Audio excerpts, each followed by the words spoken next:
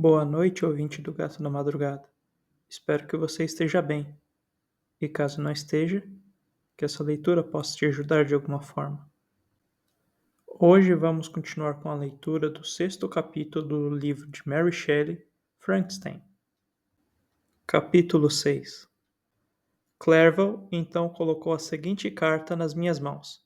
Era mesmo da minha Elizabeth.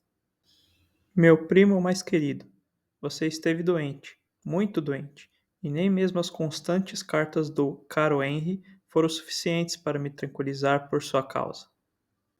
Você está proibido de escrever e de segurar a pena. Contudo, uma palavra sua, querido Victor, é necessária para acalmar as nossas apreensões. Por muito tempo pensei que cada vinda do carteiro traria essa correspondência, e só minhas persuasões convenceram meu tio a desistir da viagem até Ingolstadt. Tenho impedido que ele encontre os inconvenientes e talvez os perigos de uma viagem tão longa. Além disso, quantas vezes me arrependi de não ser capaz de realizá-la eu mesmo. Imagino que a tarefa de cuidar de você em seu leito de enfermidade tenha sido delegada a alguma enfermeira velha e mercenária, que jamais poderia adivinhar os seus desejos, nem o administraria com cuidado e carinho que sua pobre prima. No entanto, isso agora acabou. Clerval escreve que você está melhorando, de fato. Espero ansiosamente que você logo confirme com a própria letra. Fique bem e volte para nós. Você vai encontrar uma casa alegre e feliz, e amigos que o amam muito. A saúde de seu pai é vigorosa, e ele só pede para vê-lo, para ter certeza de que você está bem, e assim nenhuma preocupação jamais irá lhe obscurecer o semblante bondoso. Você ficaria muito satisfeito de observar o desenvolvimento de nosso Ernest. Ele agora tem 16 anos, está muito animado e cheio de vida. Deseja ser um verdadeiro suíço e entrar para o serviço estrangeiro, mas não podemos nos separar dele, pelo menos até que você, o irmão mais velho, volte para nós. Meu tio está satisfeito com a ideia de uma carreira militar em um país distante, mas Ernest nunca teve o mesmo poder de aplicação que você tem. Ele vê os estudos como grilhões odiosos, gasta o tempo ao ar livre, escalando as colinas ou remando no lago. Receio que ele se torne um ocioso, a menos que cedamos nessa questão, permitindo que ele ingresse na profissão que escolheu. Pouca alteração, exceto o crescimento das nossas queridas crianças, ocorreu desde que você nos deixou. O lago azul e as montanhas cobertas de neve nunca mudam. Penso que nosso plácido lar e nossos corações satisfeitos são regulados pelas mesmas leis imutáveis. Minhas preocupações insignificantes me preenchem o tempo e me distraem, e sou recompensada em meus esforços de não ver ninguém triste, mas apenas rostos felizes e amáveis ao meu redor. Desde que você nos deixou, apenas uma única mudança ocorreu em nossa pequena casa. Lembra-se daquela ocasião em que Justine Moritz entrou na família? Provavelmente não. Então vou lhe contar essa história em poucas palavras. A senhora Moritz, mãe dela, era uma viúva com 4 filhos, dos quais Justine era a terceira. Essa menina sempre foi a favorita do pai, mas por uma estranha perversidade, a mãe não conseguia suportá-la, e depois da morte do Sr. Moritz, passou a tratá-la muito mal. Minha tia observou isso enquanto Justine tinha 12 anos. Em sua mãe ganhou força a ideia de permitir que ela vivesse em nossa casa. As instituições republicanas de nosso país produziram maneiras mais simples e mais felizes do que as que prevaleceram nas grandes monarquias que a cercam. Assim, há menos distinção entre as várias classes de seus habitantes. As pessoas das classes inferiores, não sendo tão pobres e nem tão desprezadas, são mais refinadas e morais em suas maneiras. Ser um serviçal em Genebra não significa a mesma coisa que ser um serviçal na França e na Inglaterra.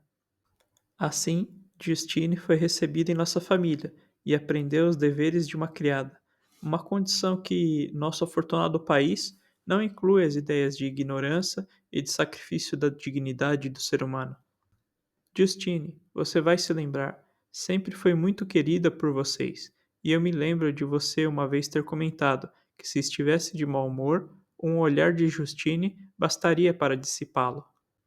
Pelo mesmo motivo de Ariosto, a respeito da beleza de Angélica. Ela parecia muito sincera e feliz. Minha tia nutria grande apego por ela, o que a levou a lhe dar uma educação superior à inicialmente pretendida. Esse benefício foi totalmente retribuído. Justine era a criatura mais grata do mundo. Mas não quero dizer que ela alardasse isso. Nunca seus lábios disseram algo a esse respeito, mas qualquer um podia ver em seus olhos que ela quase adorava sua protetora. Embora fosse de temperamento alegre e em muitos aspectos desprendida, ela dava maior atenção a cada gesto de minha tia, a quem considerava um modelo de toda a excelência, e procurava imitar a fraseologia e as maneiras, de um modo que até hoje, muitas vezes, me faz lembrar dela. Quando minha querida tia morreu, todos nós estávamos muito ocupados com sua própria dor para reparar na pobre Justine, que a acompanhara durante a doença com o afeto mais dedicado.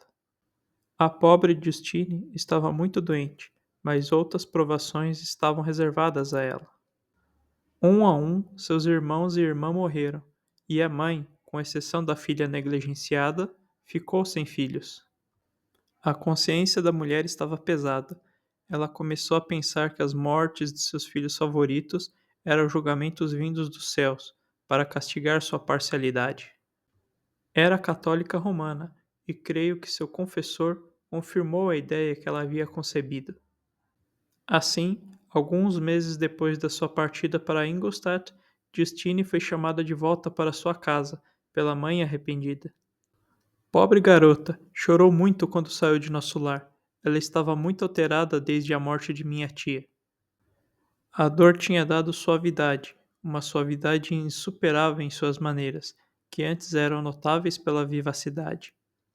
Nem o fato de rescindir na casa da própria mãe teve o condão de lhe restaurar a alegria. A pobre mulher era muito vacilante em seu arrependimento. Às vezes suplicava a Destine para lhe perdoar a indelicadeza, mas muito mais frequentemente a acusava de ter causado a morte de seus irmãos e irmã.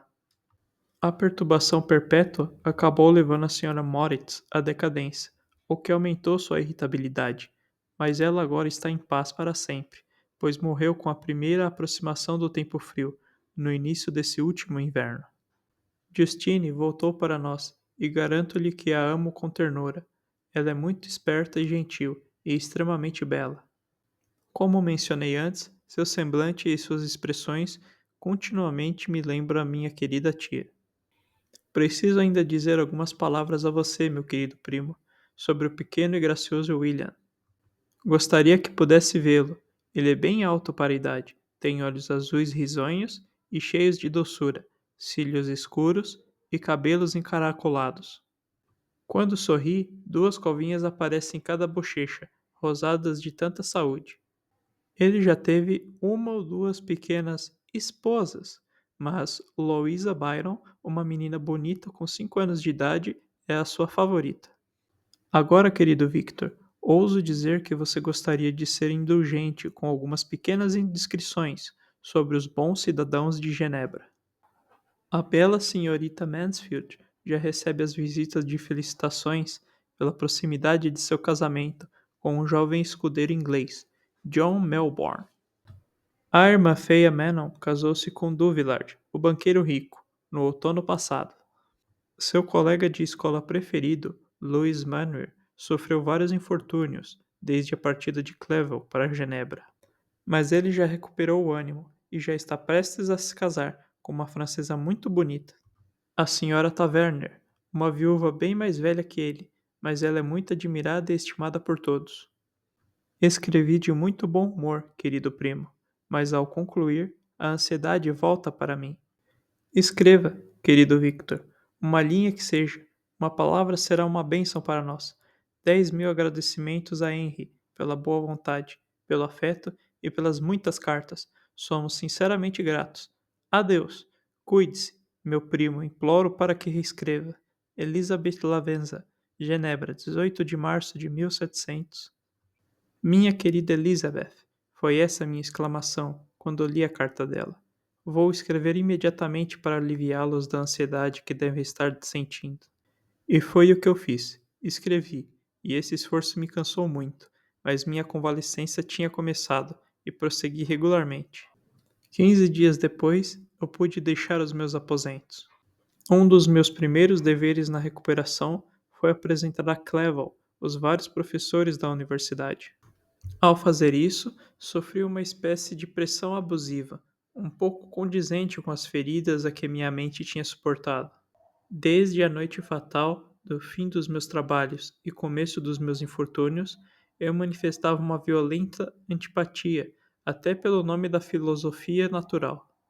Por outro lado, quando eu já estava com a saúde reestabelecida, a mera visão de um instrumento químico renovava toda a agonia dos meus sintomas nervosos. Henry percebeu e afastou todos os meus equipamentos do alcance da minha visão.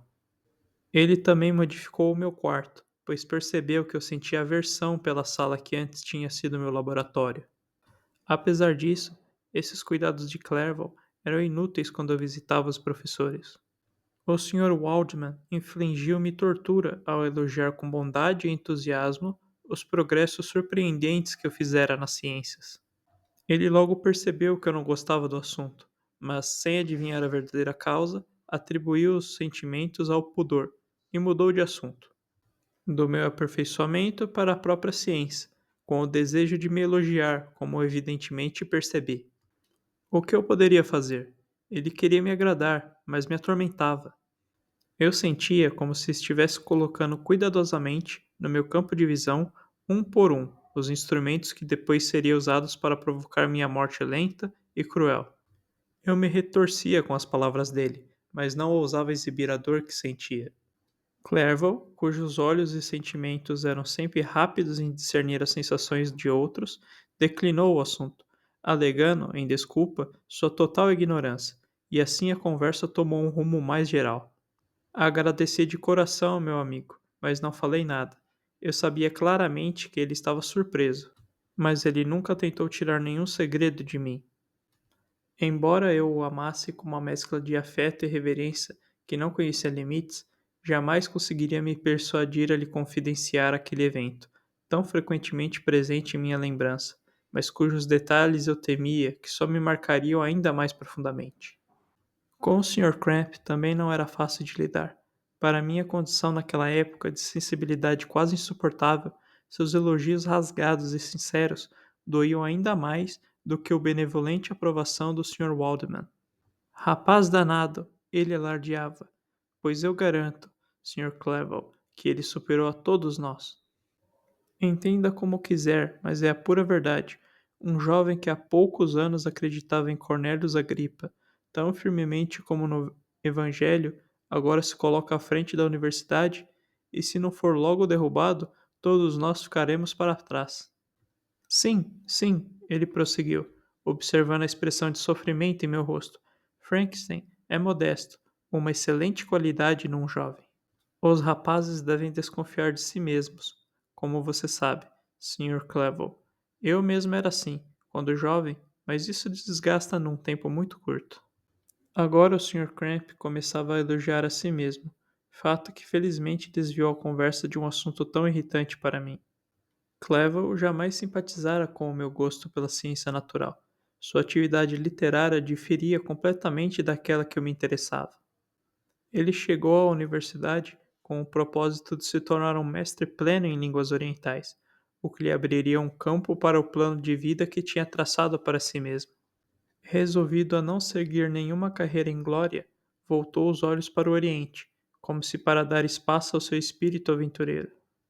As línguas persas e árabe e o idioma sânscrito chamaram sua atenção, e eu acabei sendo facilmente induzido a entrar nos mesmos estudos.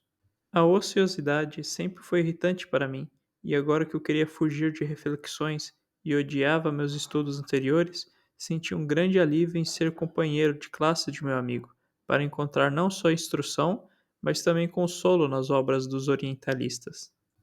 Eu não tentava, como ele, obter conhecimento crítico desses dialetos, pois não pretendia fazer qualquer uso deles além da diversão passageira. Eu lia apenas para compreender os significados dos textos, o que compensava bem o meu esforço, pois são de uma melancolia reconfortante. Cativam pela alegria e ainda elevam o espírito a um grau que jamais experimentei ao estudar os autores de qualquer outro país. Quando você lê esses escritos, a vida parece consistir num sol cálido, em um jardim de rosas, nos sorrisos e nas carrancas de um inimigo justo e no fogo que consome o próprio coração, bem diferente da poesia viril e heróica da Grécia e da Roma. O verão passou nessas ocupações, com o meu retorno a Genebra fixado para o fim de outono, mas eu me atrasei por causa de vários incidentes. O inverno e a neve chegaram, as estradas ficaram intransitáveis e minha viagem foi retardada até a primavera seguinte. Senti amargamente esse adiamento, pois ansiava ver minha cidade natal e meus amigos amados. Meu regresso só demorou tanto tempo pela falta de vontade de deixar Clevel, num lugar estranho, sem antes que ele conhecesse algum dos seus habitantes. O inverno, entretanto, passou alegremente, e embora a primavera estivesse excepcionalmente atrasada, quando veio, sua beleza compensou a demora. O mês de maio já havia começado, e eu aguardava a carta diária, que deveria fixar a data da minha partida, quando Henry propôs uma caminhada nos arredores de Ingolstadt, para que eu pudesse fazer minha despedida pessoal àquela região que tinha habitado por tanto tempo. Aceitei com prazer essa proposta. Eu gostava de exercícios e Clerval sempre havia sido meu companheiro favorito nos passeios dessa natureza que fazíamos pelas paisagens de nossa terra natal. Passamos uma quinzena nessas perambulações. Minha saúde e meus humores tinham sido restaurados havia muito tempo e ganharam força adicional com o ar saudável que eu respirava. Os incidentes naturais de nosso progresso e as conversas do meu amigo. Os estudos tinham me afastado, sobretudo, das relações com as pessoas que eram meus colegas, e eu me tornara antissocial, mas Clevel suscitou os melhores sentimentos do meu coração. Ele me ensinou novamente a amar aspectos da natureza e o rosto alegre das crianças. Excelente amigo, como me ama e sinceramente se esforça para elevar a minha mente até que atinja um nível como a dele próprio. A mania de perseguição egoísta me sufocou e me limitou até que a gentileza e a afeição dele reaquecessem e desprendessem os meus sentimentos. Voltei a ser a mesma criatura feliz que havia alguns anos. Era amada e querida por todos, sem tristezas ou inquietações. Quando me sinto feliz, a natureza inerte tem o poder de me conferir as mais deliciosas sensações. O céu sereno e os campos verdes me enchem de êxtase. A estação em andamento estava de fato divina. As flores da primavera ainda brotavam nas sebes, quando as do verão já estavam em botão.